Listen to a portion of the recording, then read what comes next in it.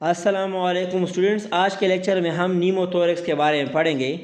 नीमोथोरेक्स वो कंडीशन है जिसमें प्लूरल कैविटी में या प्लूरल स्पेस में ईयर एंटर हो जाती है, जिसकी वजह से ये ईयर लंग पे प्रेशर एक्सर्ट कराती हैं और लंग को कोलैप्स करा देती हैं। इसकी क्लिनिकल फाइंडिंग्स में क्या है कि सडन ऑनसेट ऑफ डिस्पनिया होती है, प्लूरेटेड चेस्ट पेन होती हैं। प्लूरेटेड चेस्ट पेन वो पेन है जो कि ब्रीदिंग के साथ इंक्रीज होती है। जितना भी ब्रीदिंग डीप होता है उतना ये पेन इंक्रीज हो जाता है। परकशन नोट इसमें टेम्परेटिक होती हैं।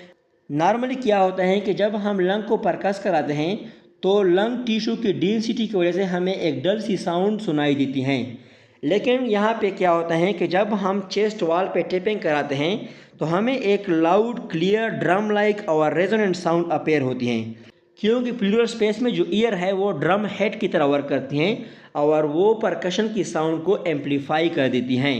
ब्रीथ साउंड इसमें एब्सेंट होता है क्योंकि ईयर लंग को कंप्रेस कराती हैं और as a result lung expand नहीं हो सकता, जिसकी वजह से नॉर्मल ब्रीथ साउंड एब्सेंट होता है। अब ये जो नेमोथोरेक्स है ये टू टाइप्स के होते हैं, एक है स्पॉन्टेनियस नेमोथोरेक्स और दूसरा है टेंशन नेमोथोरेक्स। स्पॉन्टेनियस नेमोथोरेक्स का मोस्ट कॉमन काज इडियोपैथिक है। इसके अलावा पैरासेप्टल एम्फीजीमा और मार्फन सिंड्रोम भी ये काज कर सकते हैं। पैरासेप्टल एम्फीजीमा वो एम्फीजीमा है जो कि डिस्टल एल्वेओलाई में प्लूरल सेप्टा के करीब होती हैं।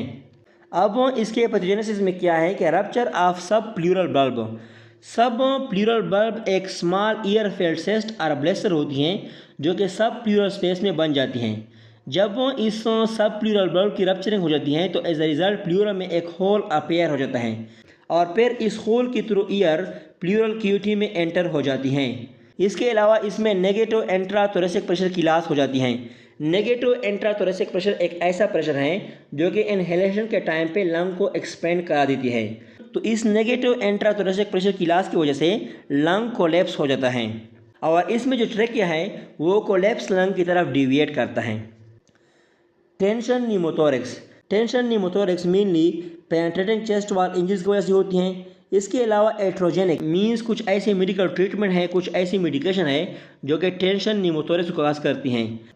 Positive pressure ventilation mainly mechanical ventilation में जब हम पेशेंट में ईयर को एडमिनिस्टर कराते हैं तो इसकी जो प्रेशर है वो एटमॉस्फेरिक प्रेशर से हाई होती हैं। मीन्स इसकी प्रेशर जो है वो पॉजिटिव होती हैं, जिसकी वजह से ये पॉजिटिव प्रेशर एल्वेओलाई की रप्चरिंग करा देती हैं और एज ए रिजल्ट ईयर जो है वो एल्वेओलाई से एस्केप होकर प्लूरल स्पेस में एंटर हो जाता है। इसके पैथोजेनेसिस में क्या है कि इसमें फ्लैप लाइक प्लूरल ट्यूब होती हैं, जिसकी वजह से ईयर प्लूरल कैविटी में तो एंटर हो सकती हैं लेकिन फिर प्लूरल कैविटी में वापस नहीं आ सकती। एक ऐसा फ्लैप लाइक प्लूरल ट्यूब होता है जिसके थ्रू ईयर यहाँ से यहाँ तो जा सकती हैं लेकिन फिर इस फ्लैप की वजह से वापस नहीं आ सकती। जब ईयर प्लूरल कैविटी में एंटर हो जाती है तो as a result pleural cavity का प्रेशर इंक्रीज हो जाता है और इस इंक्रीज प्रेशर की वजह से ट्रेकिया नेमोथोरेक्स की कंट्रालेटरल साइड की तरफ डिविएट हो जाती है। मीन्स ट्रेकिया जो है वो नॉर्मल लंग की तरफ डिविएट होती हैं। इसके डायग्नोसिस और ट्रीटमेंट को तो बुक में डिस्कस नहीं किया गया है, लेकिन इसके डायग्नोसिस में हम मेनली चेस्ट एक्सरे कराते हैं और इसके साथ साथ सीटी स्कैन कराते हैं और अल्ट्रासाउंड कराते हैं। इसकी जो ट्रीटमेंट है वो मेनली कंजर्वेटिव होती हैं। इसके अलावा हम इसमें नीडल एस्पिरेशन कराते हैं, मीन्स नीडल के थ्रू हम ईयर को प्लूरल कैविटी से बाहर निकालते हैं। इसके अलावा चेस्ट ट्यूब इंसर्शन कराते हैं और प्लूरोडेसिस कराते हैं।